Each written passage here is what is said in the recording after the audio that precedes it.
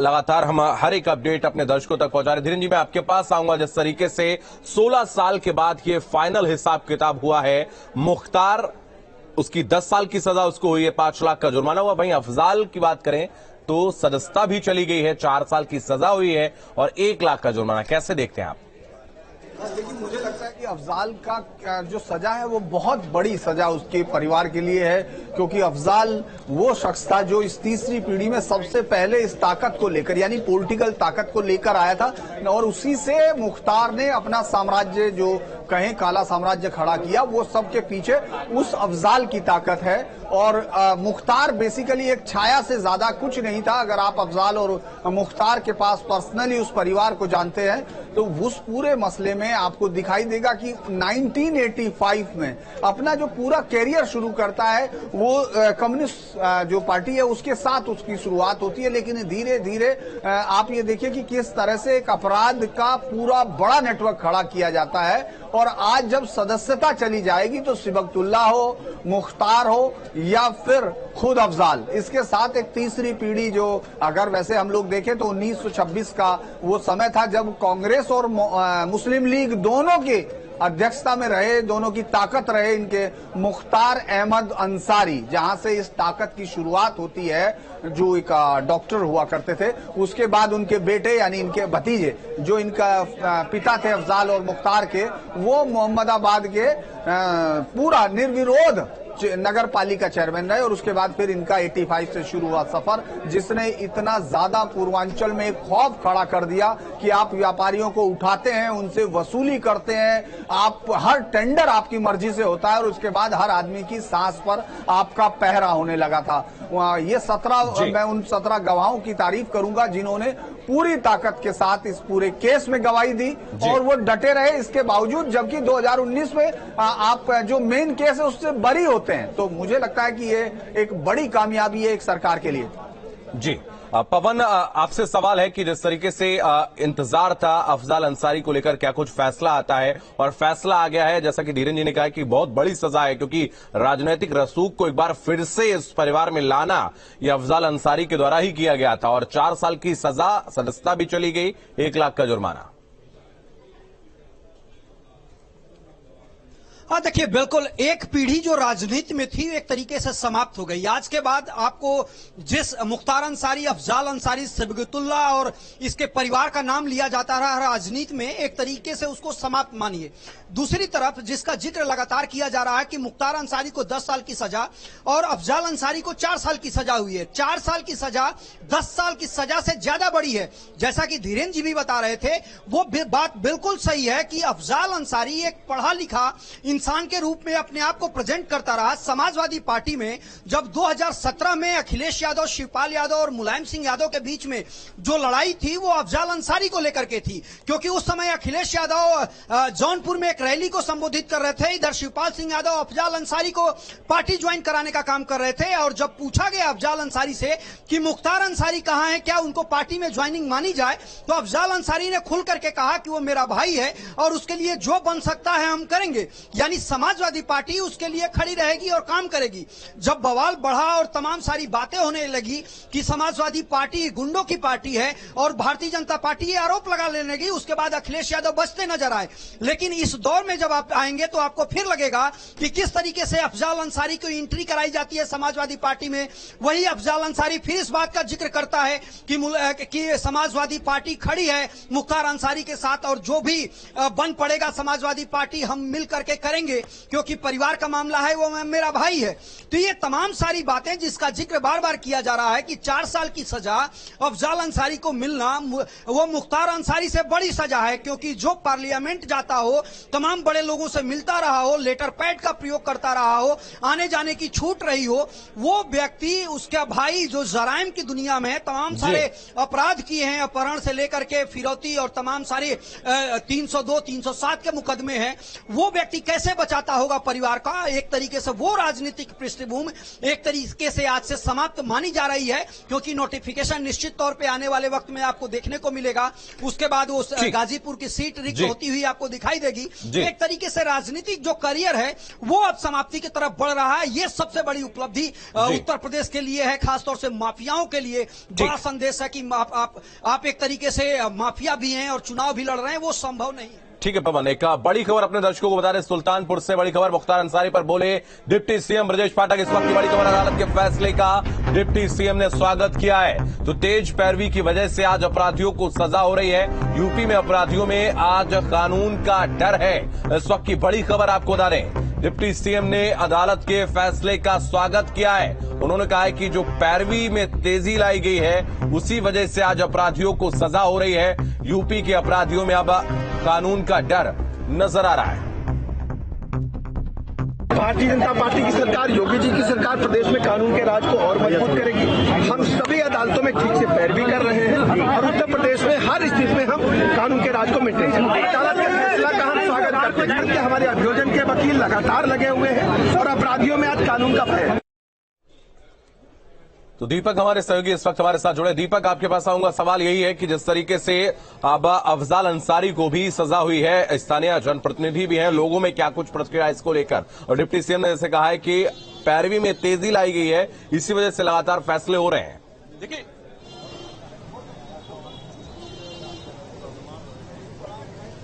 बिल्कुल शुभम, सुबह से ही जिस पल का इंतजार था लोगों को वो अब खत्म हो चुका है इंतजार। सजा सुना दी गई है और गाजीपुर में आज तमाम ऐसे लोग थे जो अफजाल और मुख्तार के समर्थक थे। सुबह से वो इस फैसले का इंतजार कर रहे थे, लेकिन जैसे फैसला आया वो यहां से निकल गए। स्थानीय लोग हमारे साथ हैं, युवा हमारे साथ हैं गाजीपुर के। ये इस फैसले को किस नजर से देखते बात करते हैं, जो फैसला है क्या कहेंगे इसको लेकर के आप? फैसला तो आना ही था। जो ये सामदंड भेद और तत्कालीन सरकार का जो है, और जो है अपना सामदंड भेद लाया कि जो सीबीआई अदालत से दोनों भाई बरी हुए थे अपने पूरी टीम के साथ। तो कहीं न कहीं कहा देहात में कहावत कही कि पाप का घड़ा भरता है तो फटता है। तो बाबा के राज में जो है जो 191 आईएसआई गैंग के जो है खिलाफ, माफियाओं के खिलाफ जो कार्रवाई चल रही है, उसमें प्रदेश सरकार और की जो अधीनस्थ अधिकारी जो है, जो गैंगस्टर कोर्ट से जो है सजाई है, कहीं न कहीं सरकार का भी जो है इसमें जो है मतलब काफी मेहनत करके जो है इन लोगों के खिलाफ सबूत इकट्ठा करना, तमाम एविडेंस इकट्ठा करना और न्यायालय में प्रस्तुत करना। उसके बाद जो है न्यायालय से इस तरह का काबिल तारीफ जो है जो सजा का ऐलान जो आज हुआ है, इससे हम लोग बहुत गौरवान्वित महसूस कर रहे हैं। और गाजीपुर की जनता की तरफ से उस जज को भी बहुत बहुत धन्यवाद देना चाहेंगे जो न्याय की गद्दी बैठ के और न्याय रहित जो फैसला दिया है। फैसला जो आया है उसको लेकर के आप काफी उससे प्रभावित हैं, क्या कहेंगे सर? ये जो पिछले कई सालों से गाजीपुर में जैसा बताया जा रहा है कि एक आतंक था अंसारी ब्रदर्स का, वो आतंक अब इस फैसले के बाद से कितना आपको लगता है कि खत्म होगा, और जब 6 साल तक चुनाव नहीं लड़ पाएंगे तो फिर उसका कितना असर पड़ेगा? आतंक तो 100% समाप्त हो गया है, कोई आतंक नहीं है और न्यायालय का फैसला स्वागत योग्य है। बहुत ही शानदार और जानदार फैसला है। क्या कहेंगे सर आप इस फैसले को लेकर के, क्या आपकी प्रतिक्रिया है? देखिए, सबसे बड़ी बात है कि जब भी आदमी सांसद हो, विधायक हो, जनता द्वारा प्रतिनिधि बनाया जाए तो सबको अपना मानना चाहिए। कभी भी कोई गांव में विवाद होता है तो उसको बुला के समझाएं। गांव में जनता ये आपस में लड़ते ही हैं, तो इनको ध्यान देना चाहिए। आज भी गांव में जो अभी भी जमीन, घर, मकान जो कब्जे हो रहे हैं, नेकपाल कान को एसडीएम के तमाम दौड़ते दौड़ते लोग थक जा रहे हैं, न्याय नहीं मिल पा रहा है। किसी का खेत कब्जा, किसी का घर कब्जा, किसी का खलिहान कब्जा, ये नेकपाल कान को ये साथ दे रहे हैं, सहयोगी है। कुछ नेकपाल कान को ये सहयोगी है और लोग दौड़ते दौड़ते अधिकारियों के थक जाते।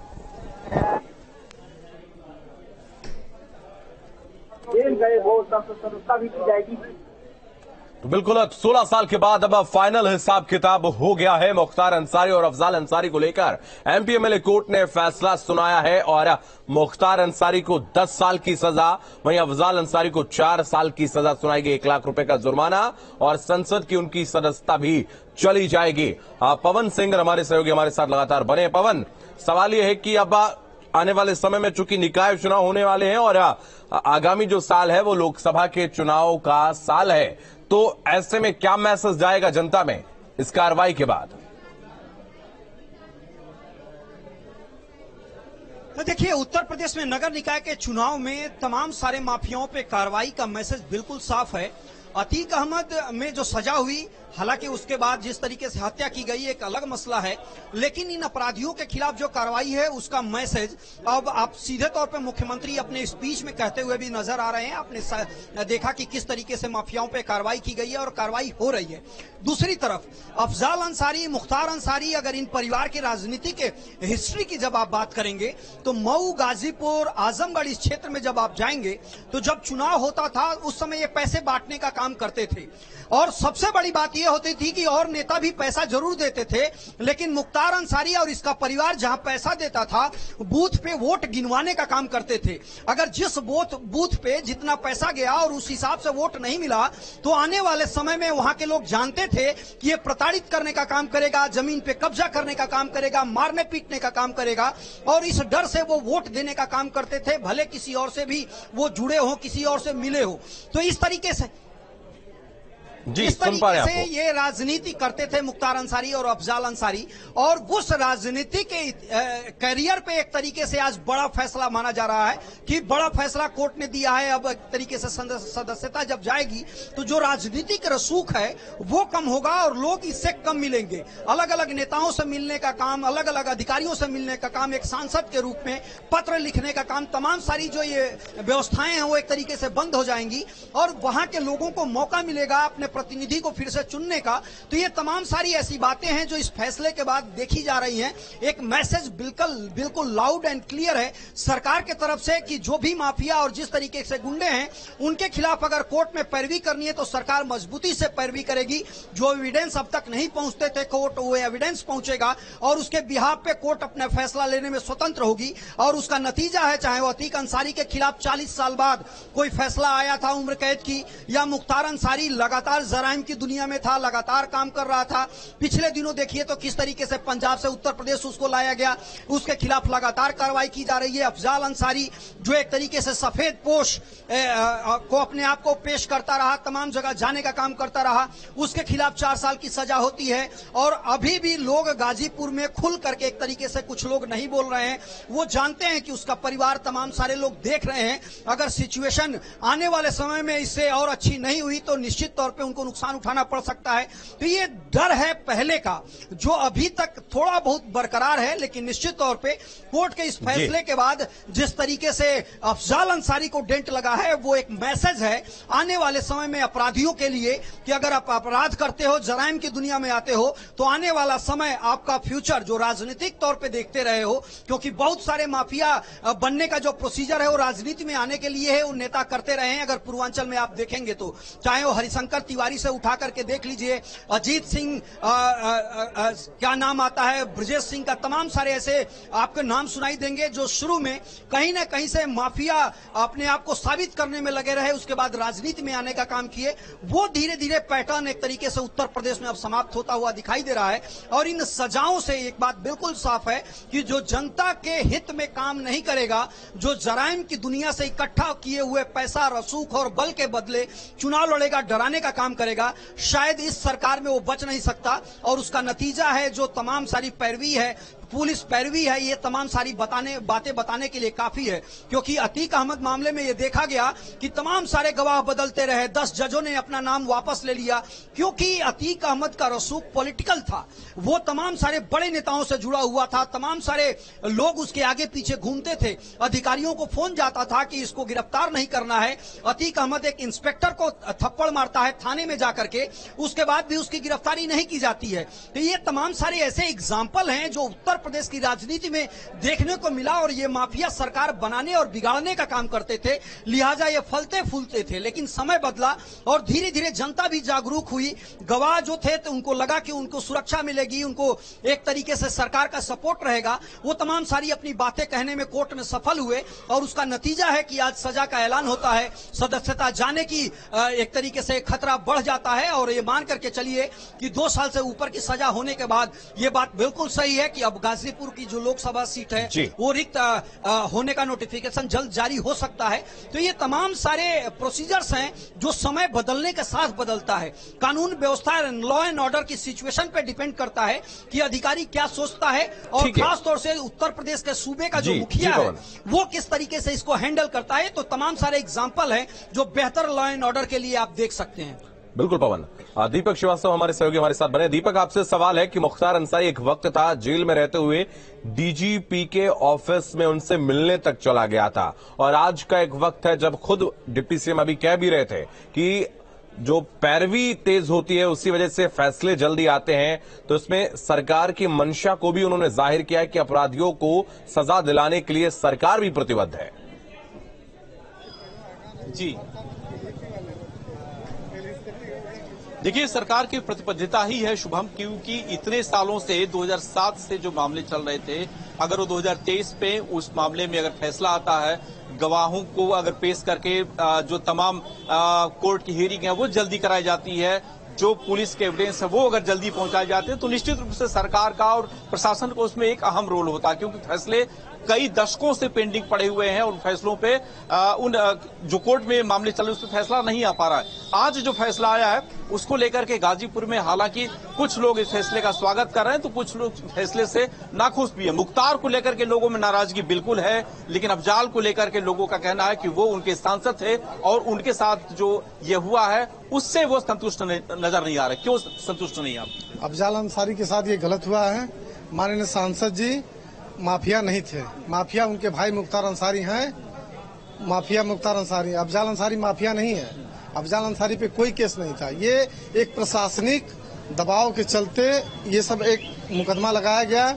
उसके बाद सरकार के प्रेशर में आकर के ये सब जो भी रिजल्ट आज आया है 4 साल का हुआ है। नहीं तो ऐसे बहुत सारे गैंगस्टर घूम रहे हैं, रेपिस्ट घूम रहे हैं, 307 302 के जेलों में घूम रहे हैं और बाहर घूम रहे, कोई फर्क नहीं पड़ रहा है। नहीं तो आप ये कह रहे हैं कि जो मामले हैं 120B के तहत जो मामला दर्ज किया गया था अफजाल अंसारी के खिलाफ षड्यंत्र रचने का, वो फर्जी तरीके से रचा गया। फर्जी तरीके नहीं, जब लग गया तो मुकदमा लग गया, वो तो हो ही गया है, तो सजा तो होबे करेगा। लेकिन वो खुशी क्यों है फिर आपको? सीबीआई बरी की हुई थी ना, सीबीआई बरी भी तो एक मामला इनके पास अवसर है, ऊपर जा सकते हैं। आप भी संतुष्ट नहीं नजर आ रहे हैं इनकी तरफ से इस फैसले से? देखिए, सबसे बड़ी बात आपको बता दूं कि कोर्ट के फैसले पर हम चर्चा नहीं कर सकते, इसलिए कोर्ट जो भी फैसला देता है साक्ष्य के आधार पर देता है। साक्ष्य के आधार पर कुछ न कुछ जुड़ा होगा। अब कौन मुकदमा कैसा है ये तो हमको नहीं पता, किस दूर फंसाए गए थे, क्या क्या लगा था उनके ऊपर, ये तो नहीं पता है। लेकिन कोर्ट में जो मुकदमा चल रहा था, सुबह से हम लोग खड़े हैं इंतजार के लिए कि ये क्या होने वाला है, क्या होगा। तो पहले 10 साल का उनका आया और 4 साल का बाद में इनका आया, तो साक्ष्य के आधार पर जो भी मिला होगा उसके आधार पर दिए होंगे, तो उस पर तो मान लीजिए कोई चर्चा नहीं है। लेकिन सबसे बड़ी बात आपको बता दूं कि जो गांव में हो रहा है, मैं आपको इंगित कराना चाहता हूं कि इसे प्रदेश की सरकार हो या अधिकारी हो, वो उस पर ध्यान दें। सवाल माफियाओं का ही नहीं। सरकार की प्रतिबद्धता आप इसको मानेंगे या नहीं मानेंगे? क्योंकि इस तरह के अपराधियों के खिलाफ लगातार जो कोर्ट के फैसले आ रहे हैं, लगातार जो कार्रवाई हो रही है, उसमें योगी सरकार का कोई योगदान आप देख पा रहे हैं? देखिए, सबसे बड़ी बात, हम तो योगी जी को ये नहीं देख रहे हैं कि वो क्या कह रहे हैं, क्या रहा है। ना मानने के बाद ये हो सकता है कि योगी जी को कहा जाएगा, तमाम सरकारों को कहा जाएगा, लेकिन कोर्ट का फैसला क्या है, कोर्ट और योगी जी के बीच में ये मैं नहीं जान सकता कि कौन क्या कर रहा है। मुझे ये पता भी नहीं है कि कौन किस रोल में आ रहा है। जो हम जानते हैं उसी को बोलेंगे, नहीं जानकारी में जो हम देखे नहीं। मुख्तार का अभी ये बता रहे हैं कि आतंक था, आतंक था या नहीं था? सबसे बड़ी बात आपको बता दूं कि जब जब आदमी का पदोन्नति होता है, ऊंचाई पर जाता है, तो उसको सावधान रहना चाहिए, लोगों की सेवा करनी चाहिए, और सेवा में ये बात ध्यान देना चाहिए कि आपस में लोग लड़ के मर ना जाए, कोई माताएं बहनें विधवा ना हो जाए, किसी का गोद न उजड़ जाए, इस बात को ध्यान देना चाहिए। अगर जो इस बात को ध्यान नहीं दे पाया, निश्चित रूप से युद्ध होगा और धाराएं लगेगी। बिल्कुल, जो अपने लिए काम करेगा, जिस तरह से भाई साहब बता रहे हैं कि उसके खिलाफ इस तरह के मामले जरूर आएंगे। हालांकि नाराजगी भी है लोगों में, क्योंकि उनके सांसद को जेल यहां से भेज दिया गया और अब संसद सदस्यता भी जाएगी। तो निश्चित रूप से अगर कहें तो एक बड़ा फैसला मुख्तार अंसारी, अफजाल अंसारी को लेकर के। हालांकि संतुष्ट होने वालों की संख्या इस फैसले से काफी है। सुबह से लोग वेट कर रहे थे इस कचहरी चौराहे पे आकर के कि फैसला क्या आता है। सुबह 10 बजे जब यहाँ पे पुलिस ने पूरे इस इलाके को शुभम बैरिकेड कर दिया, आने जाने पे प्रतिबंध लगा दिया है, तो माना जा रहा था कि आज फैसला अहम दिन है, फैसला आ सकता है। और 10:30 बजे जब यहाँ पे अफजाल अंसारी इसी चौराहे से होकर के MP MLA कोर्ट में गया, उसके बाद से 12 बजे के लगभग मुख्तार अंसारी जब बांदा जेल से VC के जरिए वीडियो कॉन्फ्रेंसिंग के जरिए जब इस मामले MP MLA कोर्ट से जुड़ा, तो लग रहा था कि मामला निश्चित रूप से क्लियर हो जाएगा कि फैसले में क्या जज ने इनके तकदीर में लिखा है। और सबसे पहले जब मुख्तार का फैसला आया 10 साल और 5 लाख का जुर्माना, उसके बाद से जब अफजाल का फैसला आया 4 साल और 1 लाख का जुर्माना। दीपक और पवन, आप दोनों का बहुत धन्यवाद हमारे साथ जुड़ने के लिए, तमाम जानकारी के लिए बहुत शुक्रिया। वक्त एक छोटा सा ब्रेक का है, लगातार खबरें जारी है।